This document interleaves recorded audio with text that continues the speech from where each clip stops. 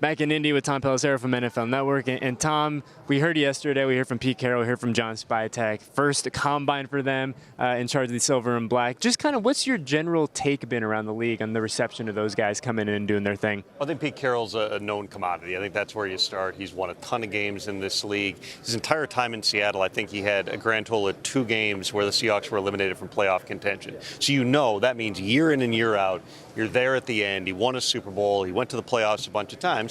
And now he's taken over another organization that, probably just from an overall talent standpoint and where they are, it's a similar spot to what Seattle was back in 2009. So there's a lot of work to do on the roster. That's where John Spytek comes in.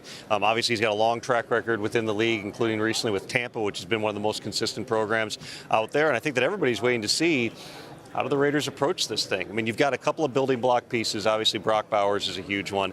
Max Crosby as well. There's going to be some questions in terms of the long-term future. Spytek said yesterday, I envision him being a Raider for a long time, but the contract's going to need to be addressed at some point here. And you got to be weighing all these different things out. You need a quarterback. You need talent at virtually every other position on the roster. What's the best way to utilize the resources that you have, beginning with potential trades and beginning with, your high draft pick this year? Speaking of those resources a little bit, I think one thing that really stood out to us as we were listening to both John and Pete yesterday was the Tom Brady effect to all of this, and Tom being a sounding board for a lot of these decisions that'll be coming in the next couple of months. Like, how valuable is it to have a guy like Tom, who's not only part of the ownership group now, but has won and has done it at the highest level and is the GOAT in so many ways? Well, I'll tell you, Tom Brady makes people consider things that they otherwise wouldn't consider. I mean, I go back, obviously, Ben Johnson ends up going to the Bears. Ben Johnson was never going to consider the Raiders but for Tom Brady making a push, and he really gave it hard thought. I mean, Tom is just such a unique person,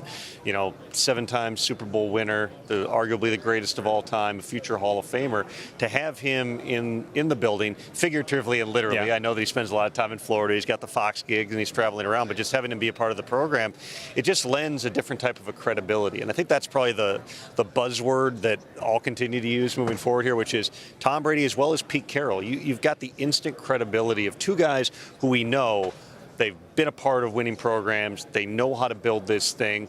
Tom's in a different role now. I mean, he's involved in every single aspect of it. Go back to what Mark Davis said when the minority ownership was approved, saying that Tom, can maybe help us find that quarterback and train him too. I mean, there's no other minority owner on earth like that. And so, Tom being a part of this thing is definitely a benefit to the Raiders. What's that going to mean in the big scope of things? Not just the recruiting of the head coach or recruiting of a few players or whatever it might be. It's what about the overall culture? Where does he spend his time? How does the overall interaction go? I know this. Him and John Spytek obviously have a long relationship going back to Michigan. Pete competed against Tom, including in a Super Bowl that Pete would probably prefer to forget.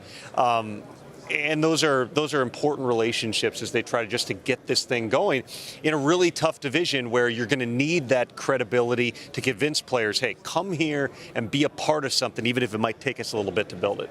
Tom, before we let you go, I'm just curious this time of year, especially this week in Indy, what's like the tastiest morsel, the tastiest rumor, something that is intriguing you as we percolate through the NFL media cycle here? I mean, listen, there's a ton of quarterback movement that's going to happen. If you look at it on paper, there's 9 or 10 teams that clearly need a starting quarterback. There's probably a half dozen more teams that need either a top backup or somebody to compete to start. That's half the league is looking for a quarterback. The Raiders are certainly high on that list. It starts here with, Cam Ward and Shedeur Sanders. Does somebody else pop up into maybe the QB2 role? Does Quinn Ewers make a push? Does Jackson Dart make a push?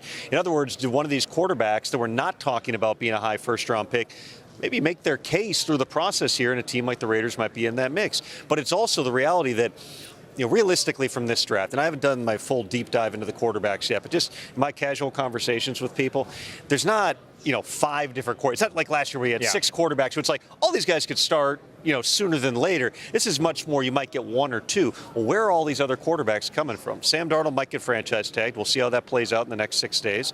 You've got Justin Fields. You've got Russell Wilson.